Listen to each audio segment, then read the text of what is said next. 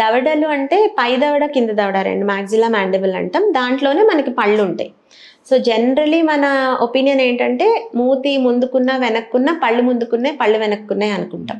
So, పళ్ళు మాత్రమే ముందుకి, వెనక్కి ఉండటం కాదు. ఒక్కొక్కసారి దవడ ఎముక మొత్తం ముందుకుండొచ్చు లేదా వెనక్కుండొచ్చు. సో, దానివల్ల మూతి ఎత్తుగా కనిపించటం లేదా మూతి చిన్నగా కనిపించటం.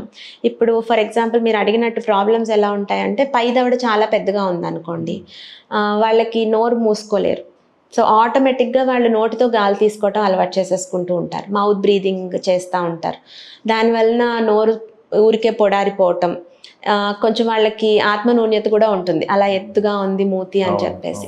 ఒక్కొక్కసారి ఏమవుతుందంటే కింద దవడ చాలా ముందుకుంటుంది. అలా ముందుకున్నప్పుడు కొరకలేరు. పళ్ళు ఎప్పుడైనా ఏంటంటే పై పళ్ళు ముందుకుండాలి, కింద పళ్ళు కొంచెం వెనక్కు ఉండాలి. అప్పుడు మనం సిజర్ లాగా కొరకగలుగుతాం. ఈ కింద దవడ చాలా పెద్దగా ఉండటం వల్ల ఏమవుతుందంటే వాళ్ళు కొరకలేరు. అండ్ మాట సరిగా రాదు కింద దవడ పెద్దగా ఉండటం వల్ల. ఇందాక మనం చెప్పుకున్నట్టు చిన్నగా ఉందనుకోండి కింద దవడ, స్లీప్ ఎప్నియా, గురక లాంటి ప్రాబ్లమ్స్ రావచ్చు. సో, జా సైజెస్ అబ్నార్మల్గా ఉన్నాయి, మిస్ మ్యాచ్గా ఉన్నాయి అంటే జస్ట్ అందం ఒక్కటే కాదు, ఫంక్షన్ కూడా చాలా వరకు ఎఫెక్ట్ అవుతూ ఉంటుంది. మీరు తీసుకునే అదే మందులు, అదే నాణ్యమైన మందులు మెడ్ ప్లస్ బ్రాండ్స్ పై సగం ధరకే.